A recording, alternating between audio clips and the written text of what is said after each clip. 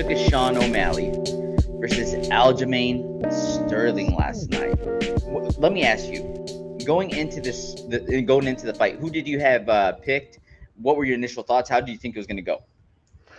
I tried to like avoid the thought of the result because, like, in the back of my mind, I was like, yeah, Aljo has a tendency to get hit with like shots as he comes in. Like, I can't remember who, Marlon, I think it was who was fighting when he lunged in and got caught with that head kick. I was like, there's a lot of that could happen, and sort of played out that way. But I really did not want to have to deal with all the Sean O'Malley fans for like the next fucking year. It's going to end up being like, no matter what Sean does at this point, he's going to be like, oh, but he knocked out Aljo. Oh, but he knocked out Aljo. And now we're living in this reality. So we'll see how this works out.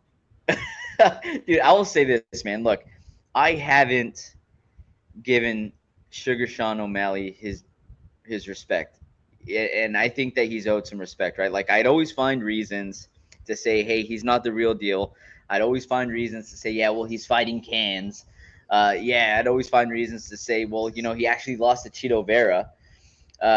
So and this whole little act that he plays afterwards, like, well, I'm still undefeated because that didn't count. Like it would get under my skin. So I'd always find reasons to say, no, he's stepping up in another level of competition. He's going to have a hard time. And he has a banger with Piotr Jan. And then I said, well, no, he's going to have another tough fight with Aljamain Sterling because that's yet another level. And here we are, man. Here we are. Yeah. The fight, I didn't expect Sean O'Malley to come out so patient. In the beginning, that was pretty surprising to me. I thought that there was going to be a lot more emotion, but I think that's just part of the buildup and part of what Sean O'Malley brings to the table, right? But man, that first round showed a lot of patience. Yeah. There was a lot of, like, there wasn't a lot of action, but if you watch their their footwork and their movement, there was a lot of like give and take in terms of the flow. Like the entire first minute, Aljo was like putting so much pressure on him. Sean was like almost up against the cage the entire first minute. And then as soon as, I don't know what it was he threw, I think it was like some weird side kick or push kick that Aljo threw, and Sean dips off to the side. And as soon as that happens, he takes the center of the cage and does not give it back for like another 3-4 minutes, up until the point where Aljo gets that sort of faux takedown sort of thing he got, where he like grabbed the leg and snagged it. And I feel like that was Sean's, not MO, but his game plan coming in was like, I cannot put my back up against the cage. And there was a lot of that back and forth in the first round. And if Aljo would have made the pickup that like, hey, Sean does not want to be up against the cage, I got to put him there, instead of being comfortable being on the outside of that little black ring on the inside of the cage, I think he would have done a lot better at not getting those counters hit on him. Because if Sean can come back, he can counter you. But if he's up against the cage, he has nowhere to go backwards onto. Yeah, and then we have Regen saying he has all the respect he deserves. How dare you, Romero? Hey, man, I'm just saying. I'm trying to give the guy his dues, and he says, just kidding. I thought Aljo fought the wrong fight, but after rewatching, Sean deserves a lot of credit for how the fight played out, and I agree. And I think that it was partly Sean's plan to use his lateral movement. I think that he was concerned about a takedown, and he also displayed some takedown defense. And that first round, like you said, was so close, right? It was more like positioning, fighting for position, and when Aljo gets him up against the cage and he lands a couple of those little punches while he has O'Malley up against the cage, that might have been enough to win him the first round. But to your point, that might have been what Aljo should have been doing the entire fight, is just make this just a dirty fight, man. Just grind him up Yeah. against the cage, keep him up over there, just frustrate him. Will the Thrill joining us? He might not be with us, on the chat, or live, I should say, but he's with us on the chat. His soul is with us. So thank you, Will. He says the Sugar era has begun. You know, I'm in like 20 group texts with Will, and having to read all the freaking text messages this morning about Will saying that Sugar era has begun, Sugar this, Sugar that, dude. He he is definitely Per- all over Sugar Sean O'Malley right perfect perfect example of what I did not want to deal with. now. Yeah, like you said, what we're getting right now with Will is going to be the rest of the year for you. Yeah. Yeah. But And for respect to everybody, Sugar every Sean. UFC fan. Yeah. I mean, he did what he had to do, but it is what it is. I also don't think that I think that Goddard really doesn't like to see people go out on their shields, especially in title fights for some reason. And that was a little wonky of a stoppage. I think we probably should mention that a little bit. Mark could have let him at least try to come up for that single that he was about to try to go for. He wasn't like face planted on the floor, but maybe you let that go a little bit longer. Yeah, HOB Coburn coming through and saying early effing stoppage. Yeah, man. To Tosi's point right now, to HOB Comer's point. Welcome, by the way, HOB Comer. Um, I definitely think he deserved more of an opportunity to try to recover. Right? Yeah, He's a champion for a reason. Let's give the champion every opportunity possible. And I know that the refs are there to protect the fighter, right? But also know your audience, know who's in there with you. And Aljo's no slouch, man. Like he's been in some fights before. I think he's only been KO'd once, if I remember yeah, correctly. That was against who was Marlon. it? Marlon Moraes. You're right. Yeah, That one was pretty nasty, but let him try to recover, man. Let him try to recover. Let's see where this goes. I feel like Sugar did land maybe 2 or 3 big shots out of all those things that he threw while Aljo was on his back with the ground and pound. Maybe 2 shots that I can remember that were pretty big. There's one hammer fist yeah, that and made Aljo kind of adjust on his back. and he kind of went flat for a second, where he like zoned out, and then like instantaneously kind of came back and started putting his hands up. But that was a big Yep. one. Yep. And then there was another. Was it a big right where he came down with a big right and it kind of turned Yeah, Aljo's head? And I think that's the last picture that Rich had up.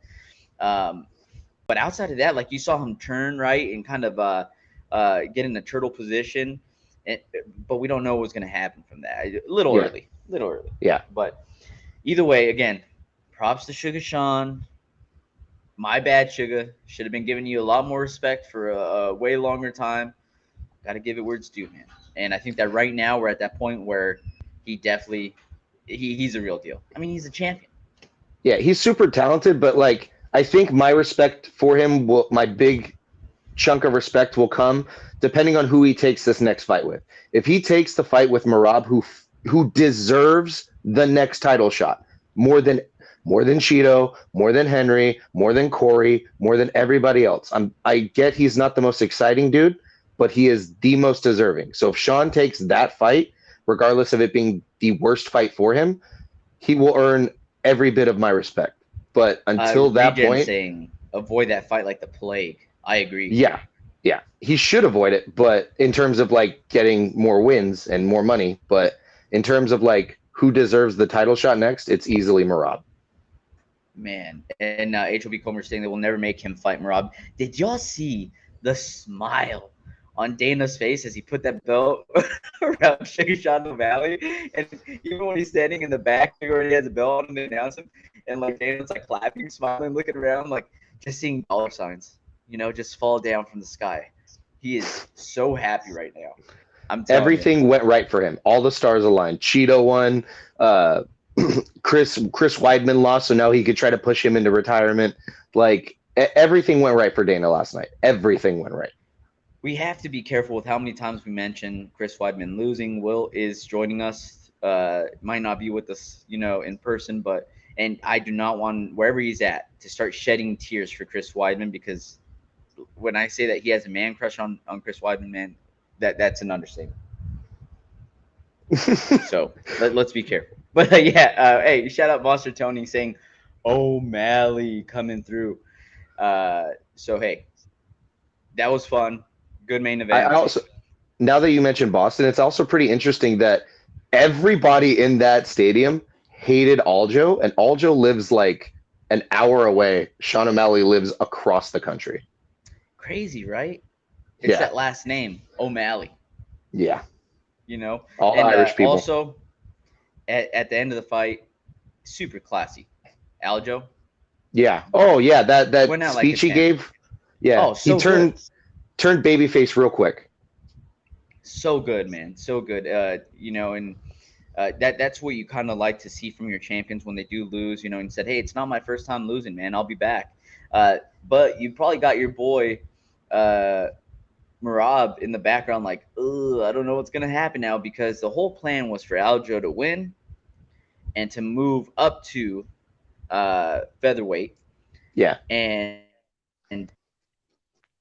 if O'Malley did that to me, what do you think Volkanovski could do to me? And he's like, I got to go back and rethink some things. And I was like, ooh, those were some strong words right there. Yeah, but also he's super emotional, and as I'm sure if he thinks about it, like there's plenty of fighters that like were getting knocked out at lower weights and then moved up and like had the wherewithal to not, or to the ability to take a lot of those punches. Because I mean, he cuts so much weight that it's not surprising that he only takes one or two shots that are super big to go down at bantamweight. But I could imagine him taking quite a bit more power to go down at 45. That man cuts a lot.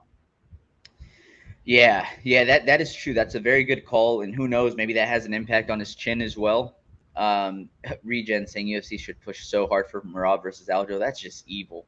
That will never happen. Those two men will never fight. They Also, love we each other don't know more what's than Chris happening. Weidman loves Will, and Will loves Chris Weidman. And also, we don't know what's happening in the background. I'm sure UFC has been trying to push that probably for a while, because they don't want either one of them to be or they don't want both of them to be at the top two, like just holding down the division. True. Very true. All right, man. Did you have anything else on the main event? No, just tears. Just tears. A lot of tears.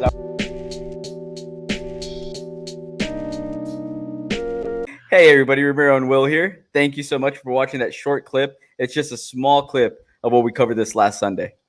Yeah, if you want to check out the full fight card recap, the link is in the description, and it's going to be on screen at the end here. Don't forget to go back and watch our fighter interviews that we have. And don't forget to tune in live every Sunday morning at 9 a.m. Pacific, 12 p.m. Eastern, and you can join in on the fun. Yeah, don't forget to like, subscribe, hit the notification bell. Goes a long way. All right, everybody. Thanks for watching that short clip from Story of the Fight.